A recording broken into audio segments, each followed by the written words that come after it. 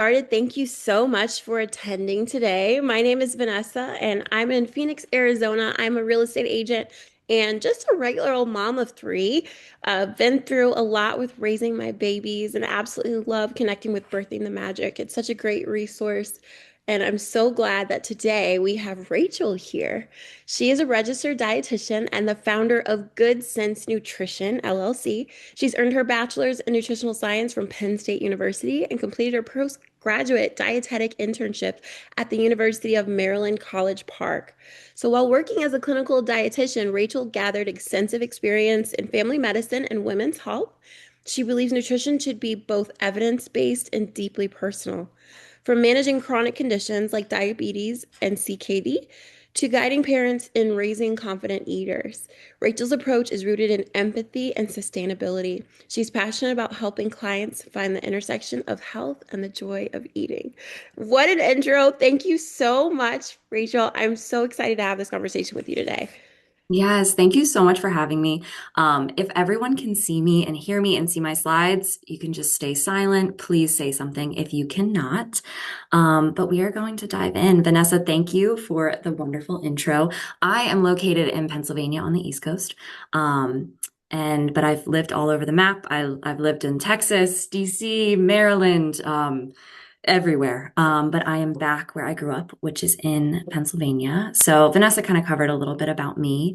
On a personal note, I love traveling. I live with my husband and my two cats. No kiddos quite yet, but I can say I have worked with so many children over the past 8 years, six of them being in private practice, that I definitely am so excited to present on this topic today because it is such a struggle for so many parents. And there are so many wonderful things that we can do to help our children expand their palate and become more adventurous with food. So as we go throughout today's presentation, if you have any questions, please feel free to ask. I like to have more of a conversation-based presentation. I will, however, have time at the end for any big questions. I think I cover a lot in this presentation, so I may answer a lot of your questions already, but feel free, for any interruptions or questions if you need something to be more clear. So let's get started. This is what we're going to cover today. We're going to start with the why behind picky eating. Picky eating, it's so nuanced, and there's so many reasons as to why our children may suddenly become picky, and why some of them may never become picky. And then we're going to talk about navigating the power struggle and ditching the drama. I know that tantrums and your child refusing certain foods can be so challenging, especially when you're trying to handle other things in life, like work and marriage and all of those other things. Then we'll transition to some routines to encourage variety, and ensuring nourishment. So making sure our kiddos are getting enough nutrition to thrive and balancing their plate as much as possible. And then towards the end, we will talk about some mealtime mantras and some actionable takeaways. Okay, let's dive into the good stuff. So I want to start by saying picky eating is rarely a sign of failed parenting. Okay. It's a complex mix of genetics, personality, sensory sensitivities. And it is a challenge for so many parents. It's easy to blame yourself, right? Because you're like, I'm the one serving the meals. What am I doing wrong? But truthfully, picky eating can occur for a number of reasons. And many of these reasons are out of your control.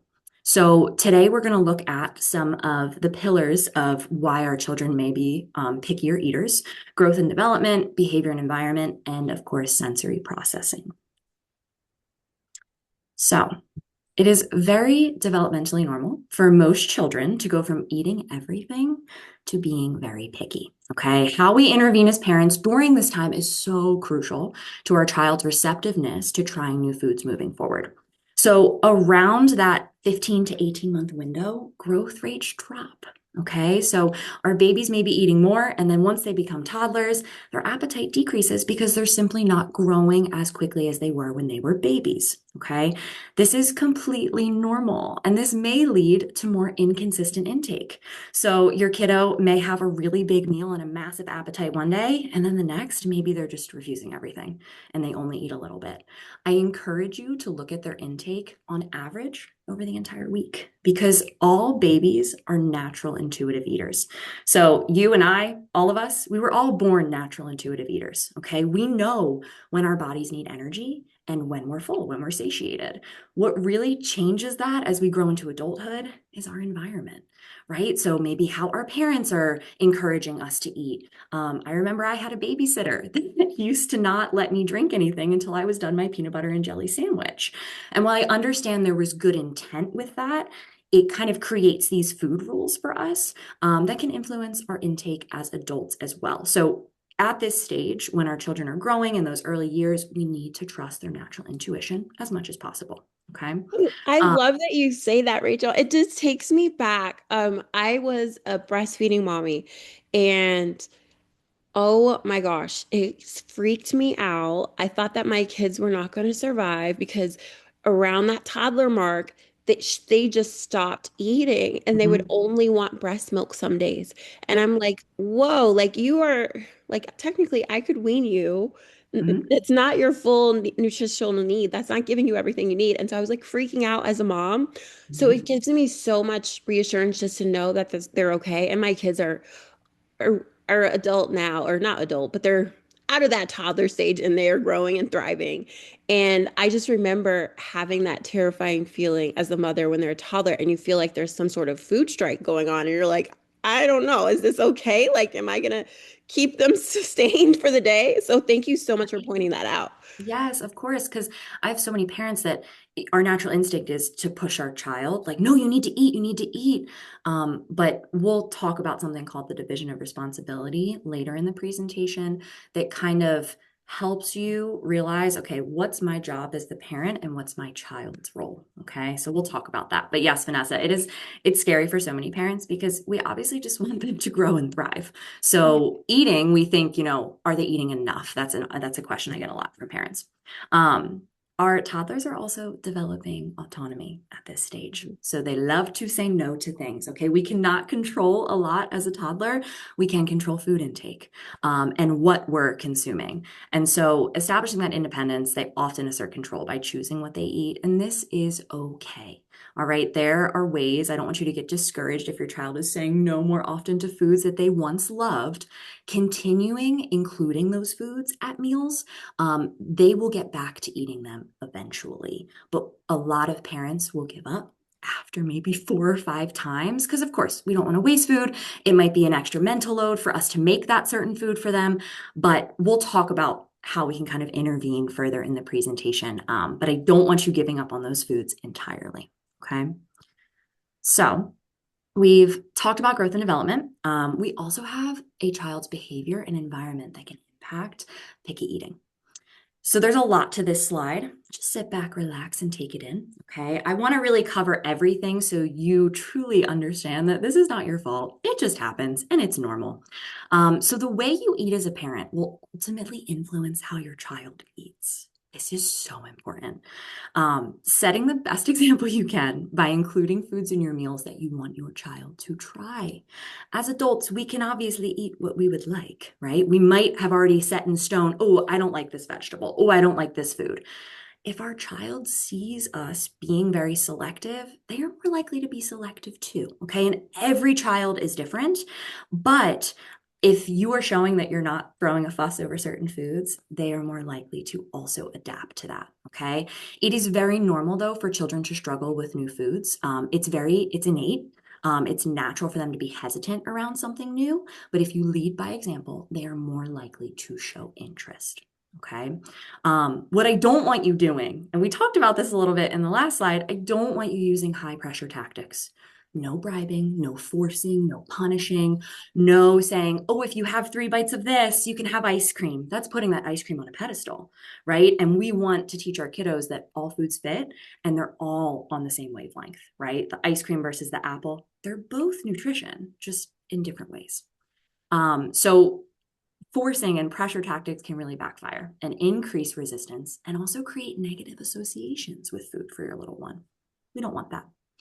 Your child's willingness to try new foods may also be impacted by limited exposure to a variety of foods with different textures and flavors, specifically when you're introducing solids and transitioning from more of those soft foods to more of those texture foods. So, around that 6 to 9 month stage, this can increase the likelihood of your child being picky. It can also impact oral motor skills, which can potentially create challenges moving forward with your child moving food around their mouth. And it can lead to a preference for certain textures. Now, I bring this up realizing that many of our kiddos may be past this stage, but if you're someone who maybe you're about to have a child and you're wanting to prepare for these things, keep this in mind. And some of these things are out of our control. Maybe some of us don't have access to certain textures and certain foods. Maybe our child is just slow to warm up. That's okay. Every child's behavior and temperament is different. But working with a pediatric dietitian, working with a PCP to kind of help with that progression and guide you can really decrease the likelihood of your child becoming a picky eater moving forward. Okay. But if your child is past that age, don't ruminate on it. We're just going to focus on now. Okay. Something I see parents do often that can also impact a child's behavior is becoming the short order cook. The short order cook, near and dear to my heart. I get it. We want to feed our children. We want to make sure they're eating what they like, that they're not going to bed hungry. But when you're a short order cook, meaning you are providing alternative meals when your child refuses to eat, this reinforces selective habits, right? And this can be so hard. But setting boundaries will reduce those selective habits and allow your child to potentially try more foods. Okay. And if you're someone that struggles with this and you just don't know how to navigate it, you can give your child another option, but ultimately saying, hey, this is what we're making tonight. You don't have to eat it. We'll talk about that mantra later in the presentation. This is a challenging one. Once again, a professional may be helpful in navigating this stage with you. Over-reliance on milk, juice, or snacks throughout the day can also reduce your child's hunger for nutritious meals. So if they're filled up on milk all day long or they're grazing all day long, do you think they're going to want to sit at a meal and try something new? No, they're not very hungry. And I understand sometimes if our child is picky, we may be concerned about growth. So in that case, we're like, well, here's all the milk in the world, right? I want you to grow. And maybe they are growing. But if we're worried about picky eating, we need to back down on those very calorically dense foods and allow them to feel hungrier at meal times. And finally, environmental distractions. Okay, this is so hard. Everyone lives a different 24 hours in the day. Sometimes families aren't having dinner together, someone's running out the door. High stress environments or distractions like screens during mealtime can hinder proper eating. Okay, and we will talk about all these things. Oh my gosh, I'm so glad that you said that. I feel like at one point in motherhood, I was like, okay, if I just turn the TV on and have Blippy or whoever going, then they'll be distracted and then they'll eat the broccoli. Mhm. And I think that can be an easy one that parents fall into. But one of the things that I realize is you can kind of create entertainment for them, but surrounding the meal. And so that was a really fun strategy that we implemented. Have Yep. you ever seen muffin tin eating? Yes. Where Yep. you have like a muffin tin. So I Mhm. would get a muffin tin and I would fill it with all the colors of the rainbow, just like raw purple cabbage or tomatoes or cucumbers, just anything Mhm. that make it variety. And just give it to the kids in that muffin tin with a little different color in each spot. And I am telling you, that was so much fun for my babies and toddlers. And I feel like it gave me satisfaction knowing I at least presented something new today. Yes, yes, and that is the big win here. Like Vanessa, you mentioned in the beginning, just simply having your child be open to trying something, even if they don't like it. That's what we're all striving for here. I don't care if your kiddo doesn't like broccoli. I want them to be open to trying it and being comfortable with expressing, oh, mom, I didn't like this. Okay, that's fine, right? It's a very low stakes situation, and we want to create that safe space for our toddlers. So, Vanessa, I love that. It kind of reminds me of the bits and pieces platter where we're just kind of giving them a bunch of different things and seeing what they take. And they may gravitate towards different things each time. So, thank you for sharing that. So, we've looked at growth, we've looked at development, we've looked at behavior and environment and how they all can influence picky eating. Let's talk about sensory processing. A lot of people, even as grown adults, struggle with certain sensory processing, right? And tasting certain foods and the textures. This is really important because as I mentioned briefly, picky eating is largely innate, okay? Studies indicate high heritability for both food neophobia and specific taste sensitivities. Food neophobia is essentially it's an evolutionary protective mechanism where children often show fear or hesitation towards new foods, and especially unknown foods as well. And so that can lead them to being a little more hesitant, completely normal, okay? And as for those specific taste sensitivities, a lot of children are super tasters. Children have more taste buds than adults do. So, green vegetables like broccoli, I specifically bring those up because they're very bitter. So, broccoli, Brussels sprouts, we might be like, these taste fine. Your child is completely having a different experience than you are tasting that food. And so, as they get older with continued exposure, so not giving up on a vegetable such as broccoli, will eventually their taste buds will lessen, the taste will be less severe, and it may not be as much of a sensory overload. Okay.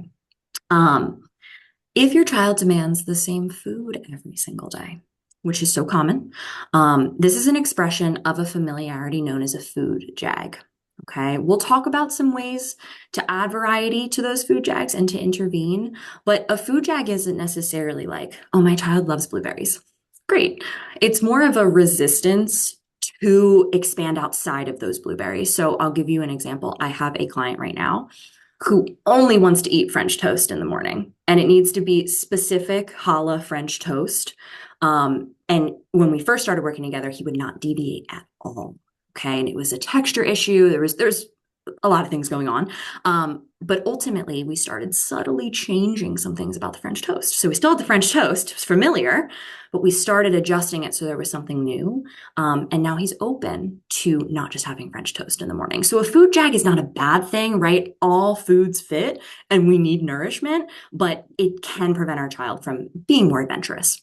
So we'll talk about that. If your child is uncomfortable, possibly due to underlying conditions like constipation, reflux, food allergies, that can make eating really painful. And they might not know how to express that to us other than, I don't want to eat right now, right? So that can lead to food refusal. If this is your child, I do suggest seeking support from a professional like a pediatric dietitian or your PCP. They can help with potential extra remedies to help with something like constipation, with reflux, and also help navigate those food allergies. If your child has ADHD or autism, they may be more likely to struggle with mealtime focus, sensory processing. Specifically for children with ADHD, mealtimes are particularly hard due to the impulsiveness, inattention. It's hard to sit still at meals, which then makes it hard to even focus on the food, right? So if food sensory experiences feel intense and overwhelming for your child, I also suggest seeking support from a pediatric dietitian, a speech language pathologist, or an occupational therapist to help them pave the way to adding more variety. At the end of this presentation, I actually talk about all of those professionals and kind of what they can help with. So no need to be like frantically taking notes. If this is your child, we're going to go through a lot of actionable takeaways for you personally to do as a parent, but also if we do need any extra help, I'm going to provide that at the end of the presentation. Okay. Whew. How are we all feeling? You don't have to answer me, but we went through the why behind picky eating. Now let's talk about how we can navigate the power struggle that may happen, maybe already is happening, or maybe we're fearful it's going to happen. It's likely going to happen. It's okay, right? Our toddlers are trying to establish independence, so they're going to be a little more, intense about what they want. What I encourage you to do as the parent, we need to start shifting the dynamic from control to collaboration. Okay. And this is through the division of responsibility. The division of responsibility is a concept that was created by a registered dietitian and family therapist named Ellen Satter. I love talking about this concept because it really does work. And what we're really going to kind of talk about is how we can share the responsibility, right? What does the sharing the responsibility of eating look like? And how can we apply it? Okay. This is seriously my favorite. I love talking about this. So, as the parent, you decide what, when, and where the food is served, and your child decides if they eat it and how much they eat. Imagine if you're flying a plane, your toddler is the passenger, and all of a sudden, they want to take control because maybe they don't like what's served or where, we're not going to let them take control. The odds of crashing significantly increase, right? They've never flown a plane before. So having those separate responsibilities really decreases stress for both you as the parent and your child. And isn't that all what we're looking for, right? We want to feel more secure in our role as both the pilot and the passenger. Okay. So once again, as the parent, you decide what, when, and where food is served. That's it. So simple. Three things. Your child decides if they eat it and how much. And this is where we need to trust in their natural hunger cues, okay? We can support them in different ways by adding more variety, but it all goes back down to that division of responsibility, okay? The mantra I want you to remember with this, because this is sometimes hard for parents to kind of dive into because sometimes we're just worried. We're like, no, I know what's best for my child. And you do. But ultimately, we need to be the pilot, they need to be the passenger. So the mantra is you don't have to eat it. If you put something on your child's plate and they throw a fit, remind them you don't have to eat it. That takes away the pressure from both you and your child. And if we feed into more of that, maybe they're throwing a fit, they're throwing a tantrum. If we feed into that, children like to do anything to gain the parents' attention, whether it's positive or negative. And so we want to remain neutral. You don't have to eat it, not a big deal. And as long as we pair a familiar food with that newer food, the child will know that they're safe. Okay. Um, Once again, with the you don't have to eat it, no pressure tactics. I cannot stress this enough. This really prevents kids from gaining the freedom to try new things at their own pace. And finally, to summarize the division of responsibility, and this is something like if you're taking notes, I'd write it down.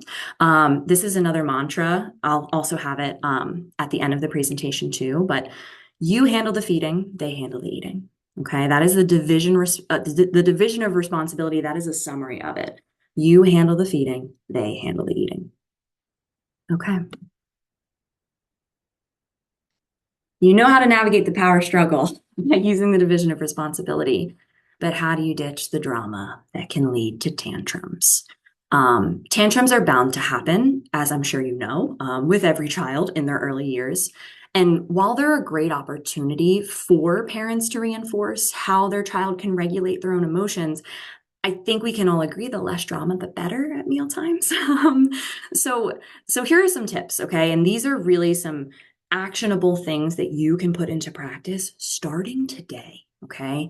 Always including at least one familiar food at every meal. I brought that up briefly.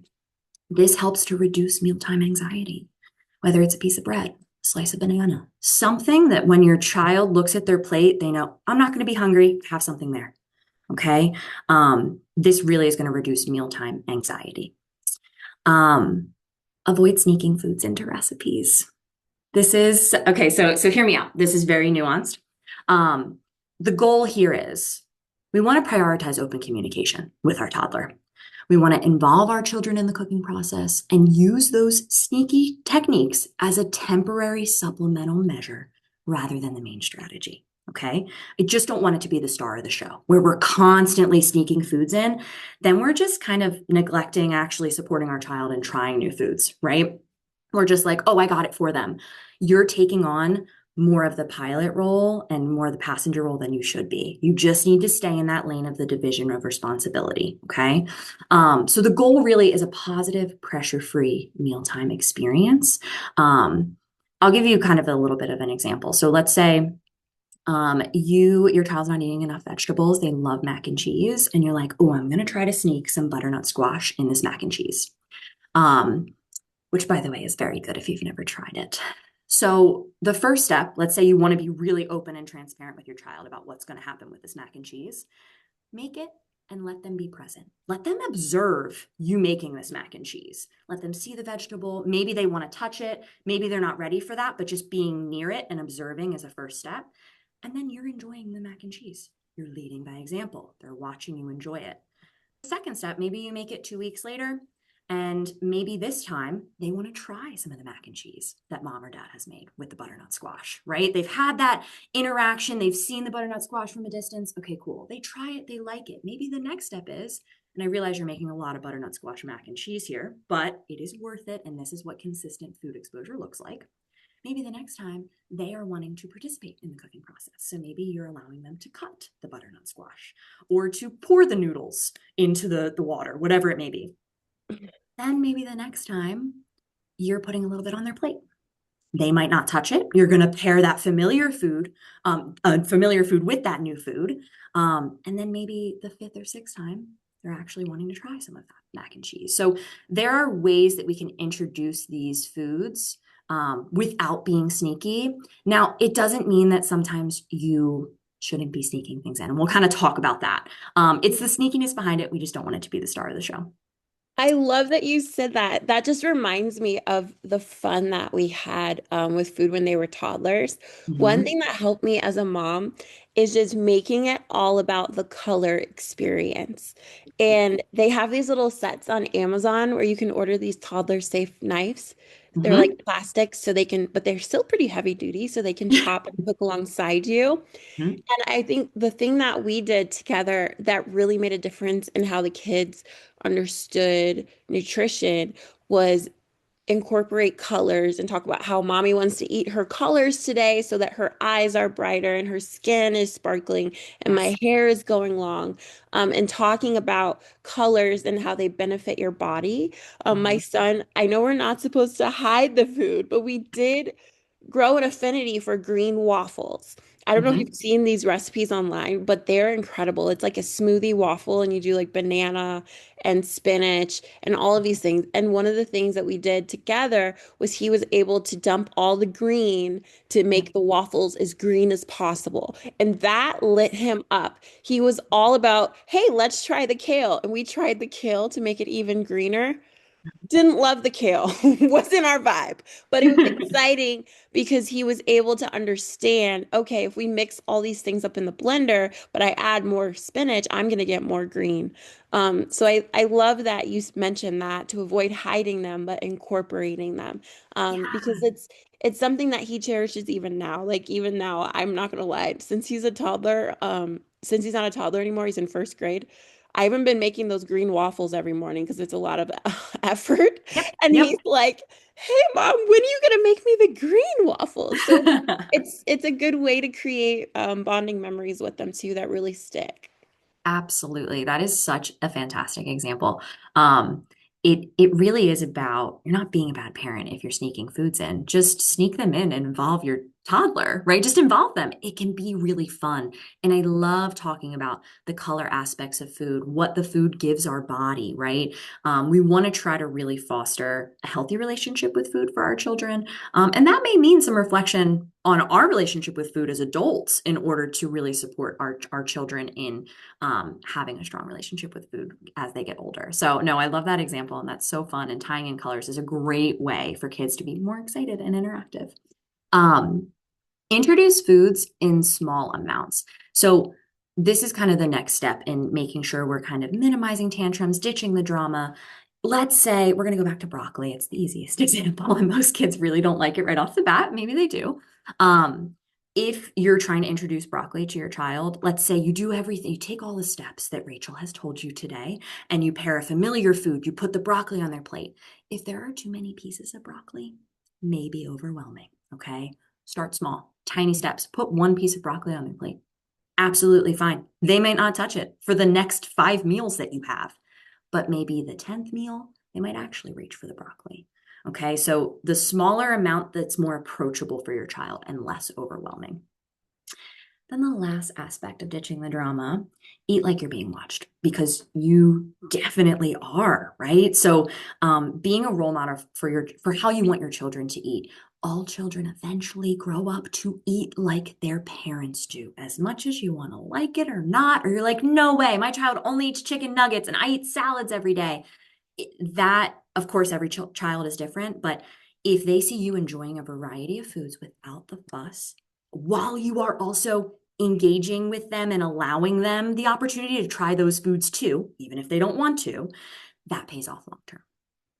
I love that. One of the things that I do frequently with them is I will talk about a food that that I'm into. I'm really into health and nutrition, and so I started eating black rice. Mm-hmm. And rice is something that, most all kids love rice, right?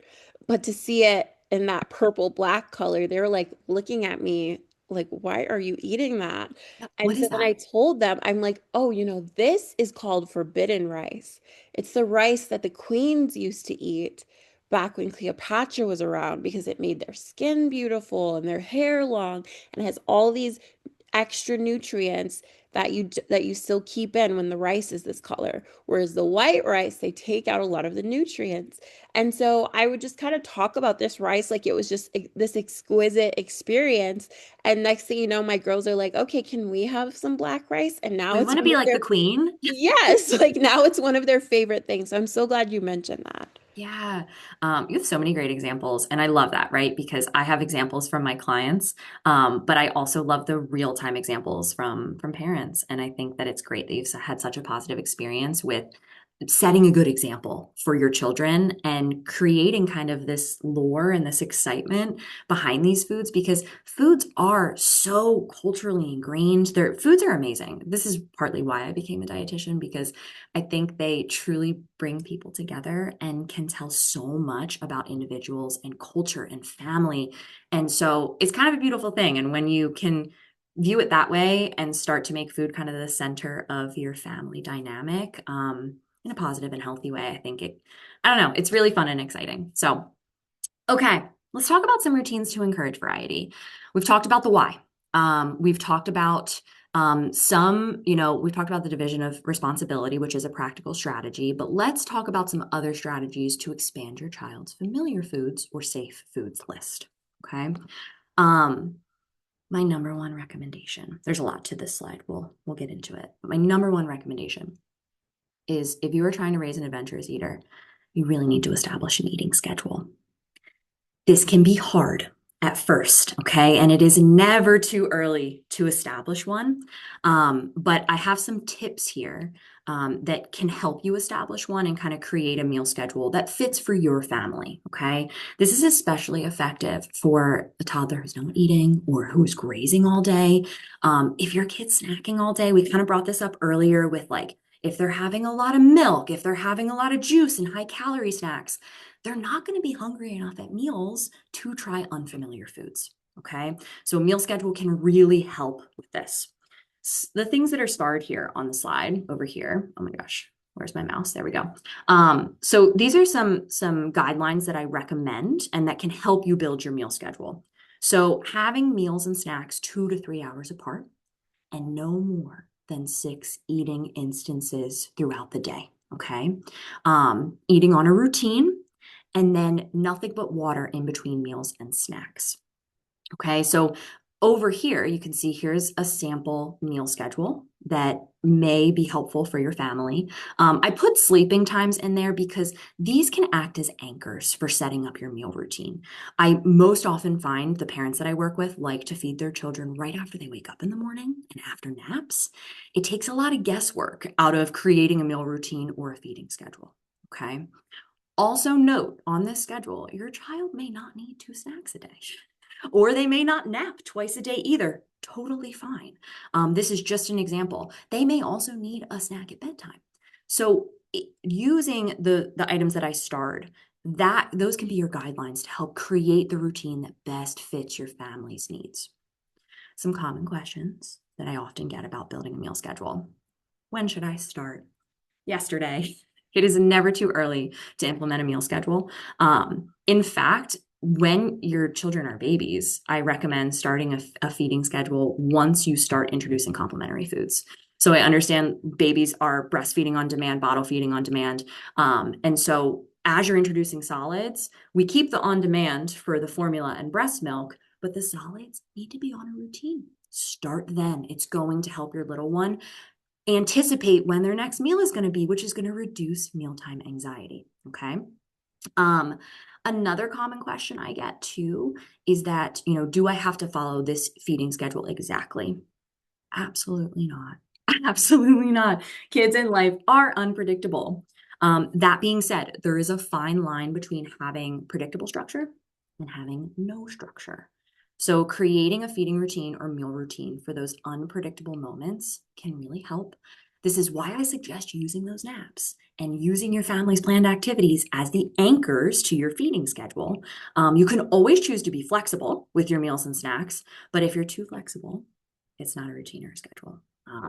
So this can be something you can talk to your partner about, and you can try to figure out, okay, when can we just start to have more structure? A little structure goes a long way.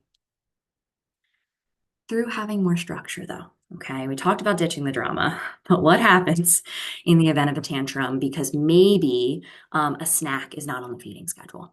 Okay, first, remember, completely normal. This is a part of, I think, just toddlerhood in general.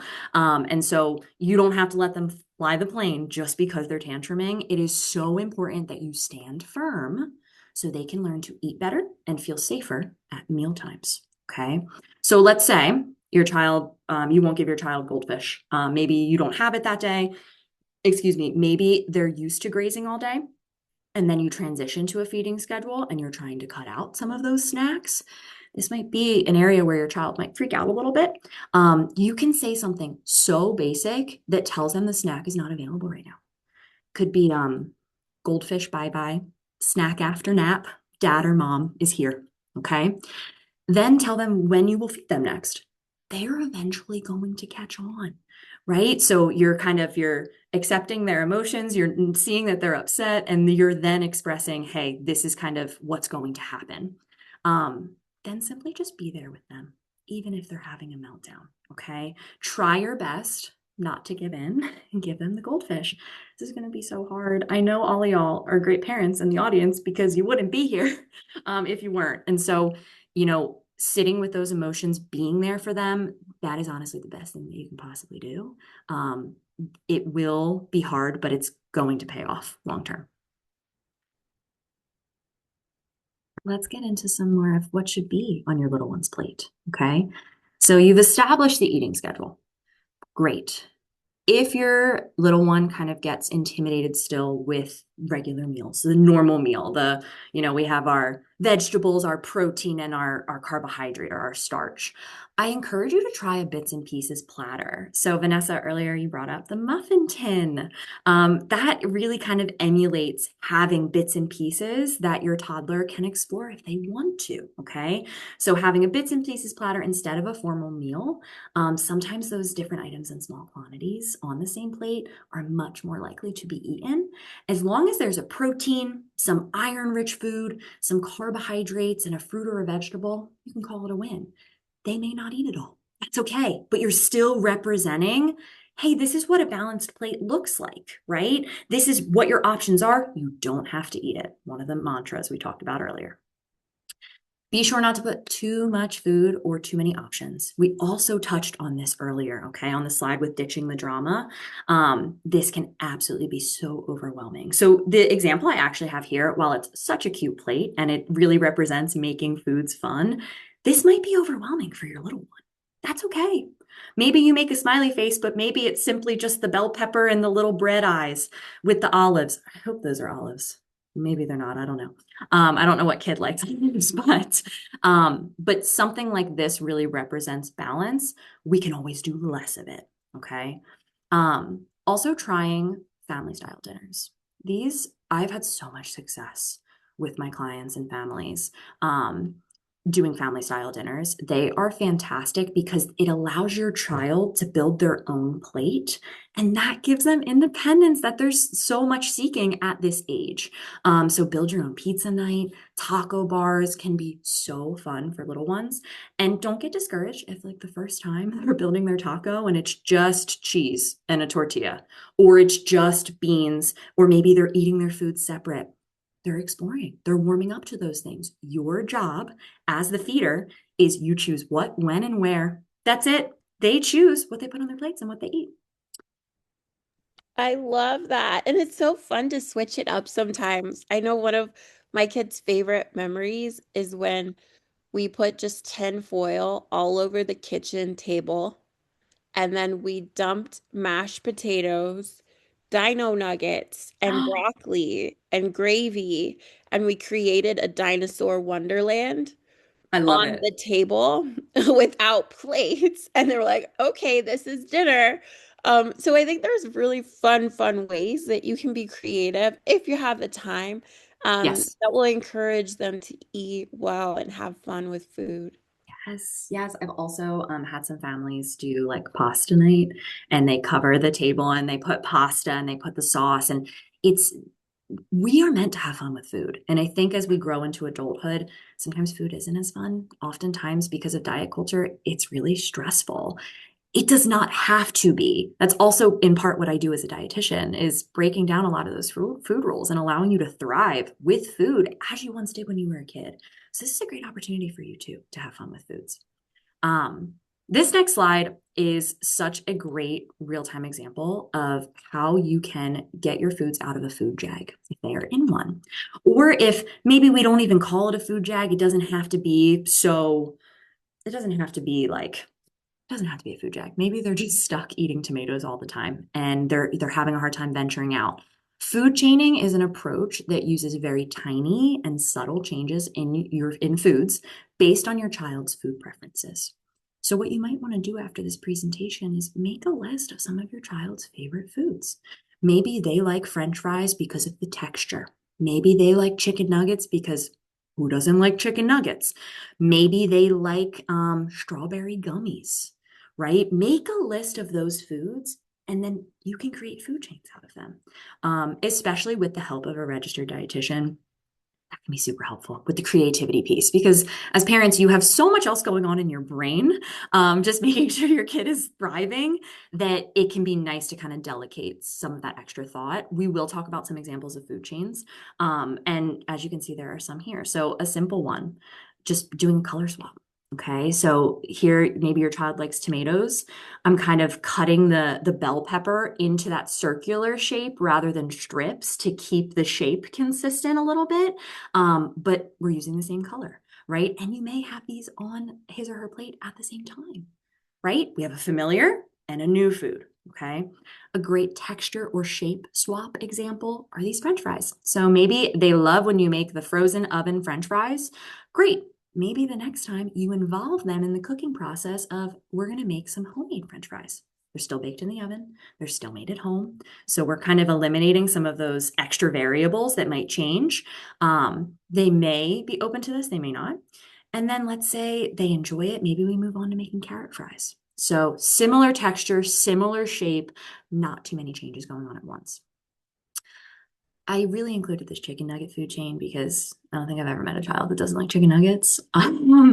And I think, this can be a more in-depth one. So food chains can get super in-depth, and I'll give you some examples before we leave this slide. But let's say, I don't know, these first chicken nuggets kind of look like maybe they're from Wendy's. Second, maybe from McDonald's. So maybe your first food chain transition is we're just going to try a different fast food chicken nugget.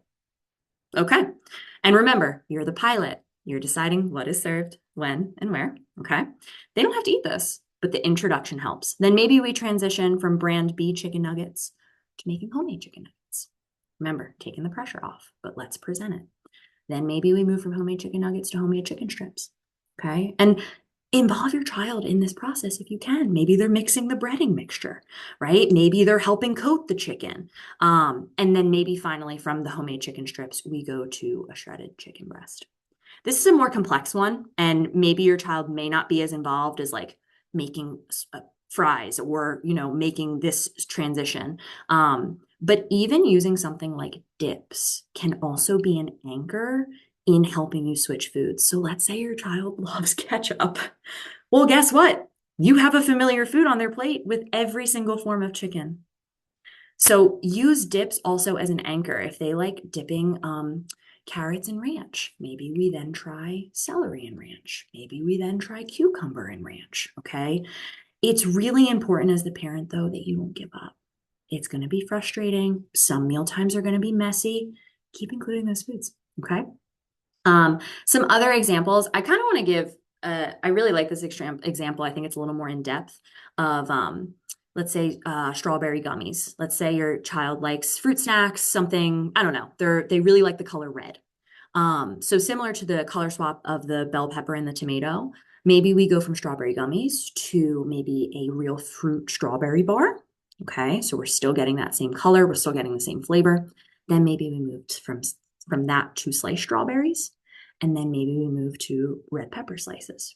There are so many different food chains that you can create. So I do encourage you to make a list and maybe start to create some of those chains. Okay. And these chains are not going to change overnight. This could take a long period of time for your child. Another aspect of ensuring nourishment, a very common concern I have from parents is my child getting enough protein? Okay. Protein is all the rage right now. And while it is a wonderful macronutrient, I love protein.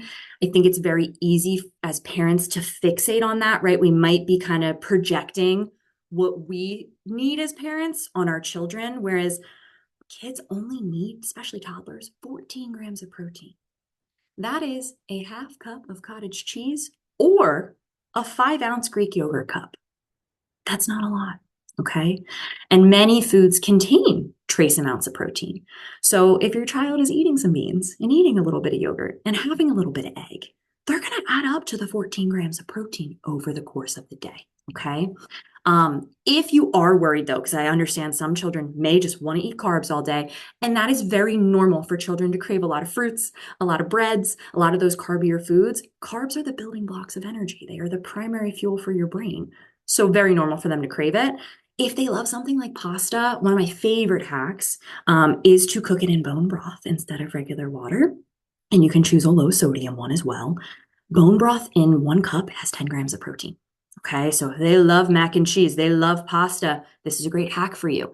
I understand this kind of falls under the line of sneaking. This is very low stakes, okay? And this is one of those moments where, especially if working with a dietitian, they're like, hey, child needs a little bit more protein. Try out this hack. It's a really easy one, okay? And then, of course, we've talked about this several times, but involve your child in meal preparation. The more control they have before the meal, the better they eat during it. One last aspect of ensuring nourishment. This is such an important slide, okay? The most important aspect of nourishing your child is realizing that both of these meals are providing nutrition, okay? There is no better or worse. They are simply different. All foods fit and fed is best. Variety is your ultimate goal as a parent for your child, okay? But if they're eating every single day, that is a win, okay? No matter what they're eating. So don't be too hard on yourself as a parent. The chicken nuggets are just as good as this cute little veggie owl sandwich. Adorable, but sometimes that's not what reality looks like. So I put these two up on the screen just for you to pat yourself on the back and say, no matter what plate I'm feeding my child, I am still winning because fed is best. Now to the good stuff. So, some mealtime mantras.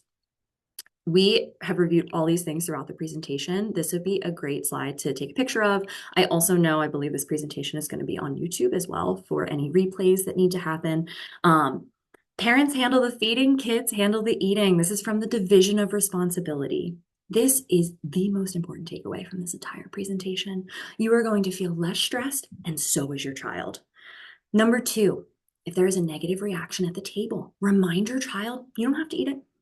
No pressure. Remain neutral. If your child sees you acting calm, they're going to realize, oh, this isn't that big of a deal, right? And of course, pairing a familiar food with that new food. You don't want to leave your kiddo hanging with a plate of unfamiliar foods. That is a meltdown waiting to happen. Number 3, change only one food at a time. Okay, so the shape, the color, the texture, we don't want to put too many foods on their plate or change too many things at once so they don't get overwhelmed. And finally, I addressed this already, but pair a familiar food with a new food. Some key takeaways. And before we go through the takeaways, I just really want to remind again that you are not alone and you are not failing. Your child is so lucky to have you cheering them on, no matter how messy the meals are.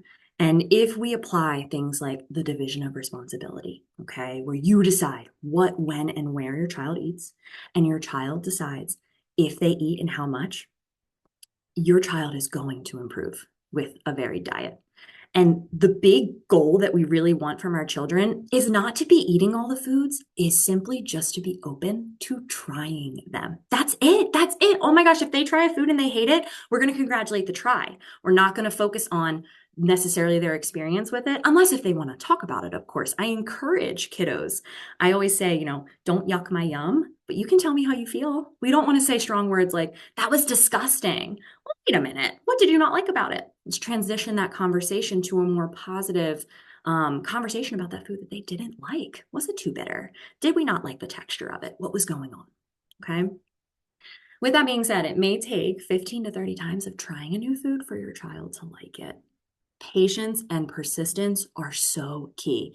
So, the division of responsibility and being patient, continuing to introduce those foods. If they have all these wonderful foods that they were eating when they were babies, that they're like, I don't want any more, keep introducing them. They still might say no. Remember, they're trying to be independent. We encourage that. Still do your job as the pilot of the plane. And finally, if picky eating is stretching beyond the early years, lean in, offer some support. I absolutely recommend if your child, let's say maybe they're in their tweens, teenage years, and they're eating fewer than 20 foods, or they skip an entire food group, speak with a pediatric dietitian and a speech language pathologist or an occupational therapist. Okay. It's never too late to intervene. And giving your child a safe space outside of yourself and your family can be super helpful to have a professional guide them and guide you through the process because it can be stressful.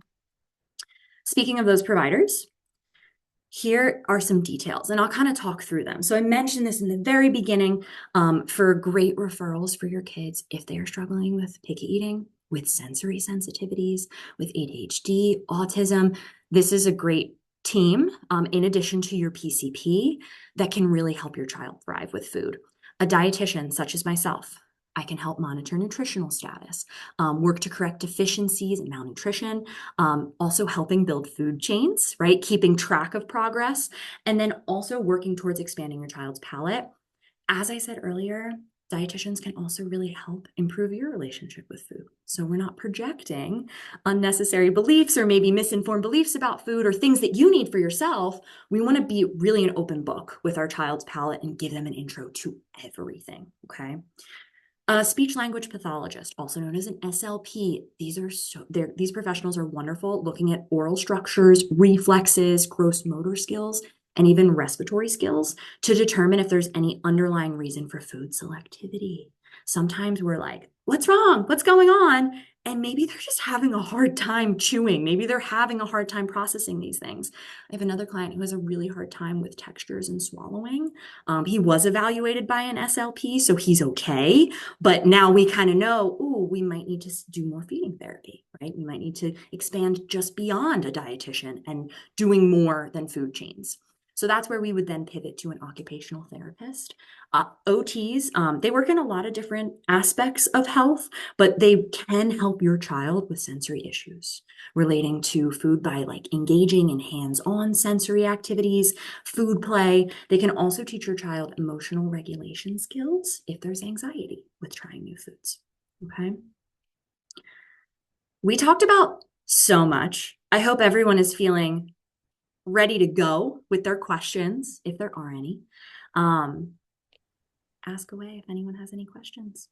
Thank you so much. I love that. I mean, I think that one of the biggest takeaways, I think, is just involving them in food. Like, give them that autonomy. It's all about the little power struggle, right? Yes. So one thing that's worked really well for our family is making smoothies together, um, Mm, and giving them just a full variety of things they can throw in this blender that makes lots of noise, that's super fun, that you can change the color, and making it more of an interactive experience. And then a tasting, right? If you make a combo that you don't like, it's not the end of the day. Mommy's just gonna make ice cubes out of it and eat it later herself. But yep. Yep. Yep. um, Exactly.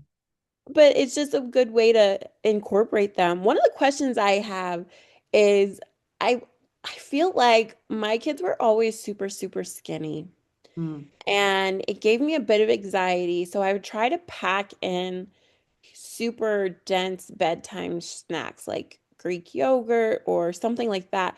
Do you have suggestions for bedtime snacks to keep kids full, or is mm. that okay? Or how do you feel about that? I'm just curious from a professional's perspective. Yeah, absolutely. So, first and foremost, our bodies cannot tell time. Okay. I know a lot of y'all in the audience might be like, you can't eat after 8 p.m. Oh, don't eat close to bedtime. The only reasoning I would say to not eat close to bedtime is if it's disrupting your child's sleep. Okay. If they're having a hard time settling down, but your body cannot tell time. And feeding at any point in the day is absolutely safe for your child, especially if it's on a schedule. When it comes to helping your child feel satiated, if you're concerned about growth, if you're concerned about weight status, I recommend pairing protein and fiber together. Okay. So an example of a protein, give me an example of like what's something your child likes. Peanut butter and apples, That's a good yogurt, bet. perfect bars. Yep. Okay. So if we look at the peanut butter and apple, and this is a really simple example, a classic example of a protein and fiber combination, peanut butter also has some fat in it, and fat is going to help extend that satiation. Okay. So ultimately, breaking it down, it is does this food have fiber? And fiber is in vegetables, fruits, whole grains, okay? Fiber is also in nuts and seeds and also in legumes. So chickpeas, maybe there's a chickpea based bar, or maybe you make chickpea pancakes. There's a lot of different ways that we can fit in fiber in foods and make them fun.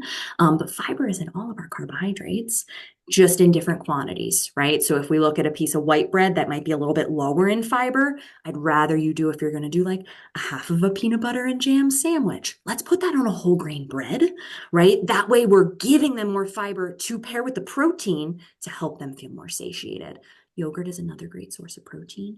A fiber could be doing a fruit with it. It could be maybe sprinkling some flaxseed on top. Flaxseed is a great source of fiber. Ground flaxseed, the little seeds I would not recommend, but ground flaxseed has great bioavailability. It's going to give us some fat, some protein, and some fiber. So I'm happy to provide more ideas as well if parents have specific questions. But yes, protein and fiber is my answer to your question. Pairing those two food groups together for a bedtime snack is going to help your kiddo feel more satiated.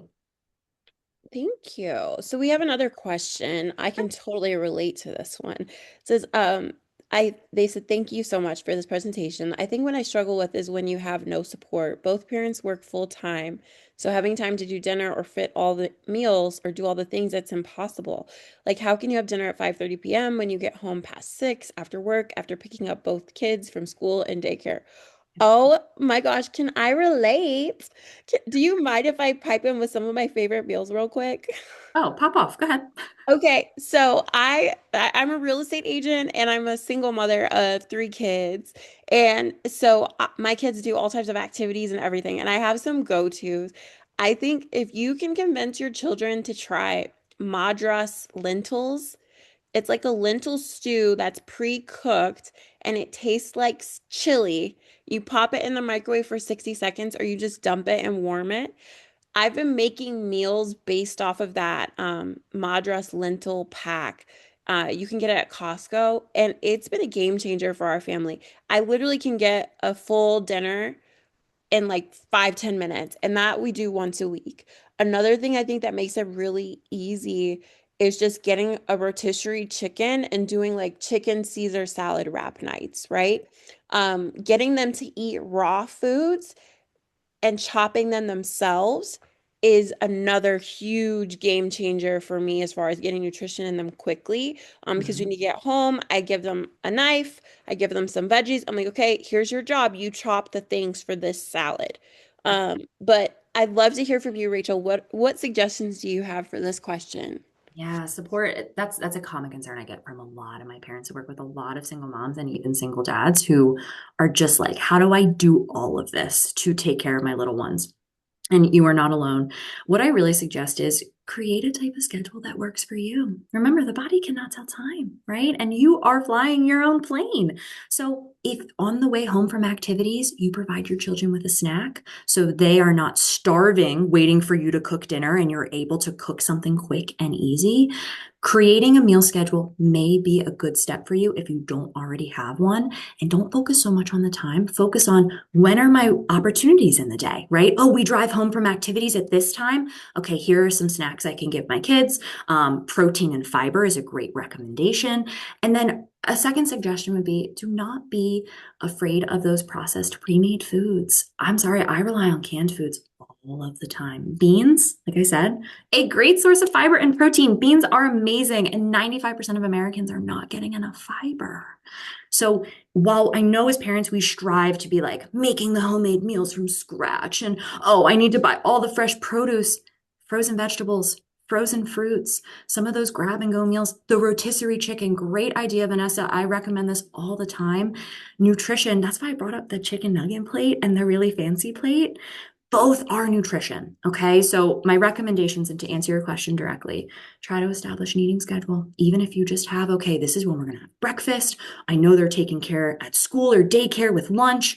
I'm going to provide after activity snack. And these are some quick dinners I can make. Rely on some of those pre-made foods too. And we want to watch sodium for little ones, but something like a rotisserie chicken, low sodium canned beans, some of those pre-made items can be so effective in creating a balanced meal. Happy to talk with anyone one-on-one as well. I know it's hard giving specific examples in a presentation like this, but hopefully that answers your question. And if you need more insight, please let me know. Any other questions? I think Vanessa left. Is anyone else in here?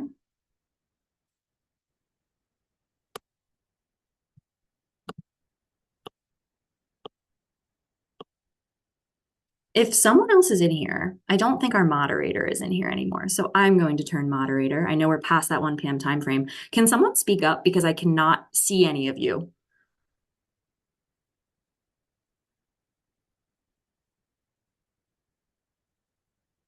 Hmm. I also can't see any questions if they're being typed. Let me see here.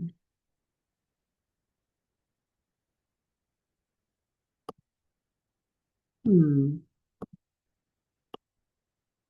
I'm getting hearts, so I feel like some of you are still here. Forgive me, guys. I'm not too sure where Vanessa went, but we will miss her. Um, I want to flip to this slide. And if anyone cares to speak up to let me know if they're here, just let me know. You can connect with me if you'd like to talk with me personally. Also, I'm dietitians all over the country. And so you can always check with your insurance. You can always check with, if you work with a social worker, to try to connect with someone. But here is a QR code that goes to my website. You can read more about kind of the services I provide, who I work with, and feel free to also reach out to me through email, or you can give me a call at 610-235-2782. It was so nice meeting with everyone today. I'm really nervous that I'm missing really important questions because I cannot see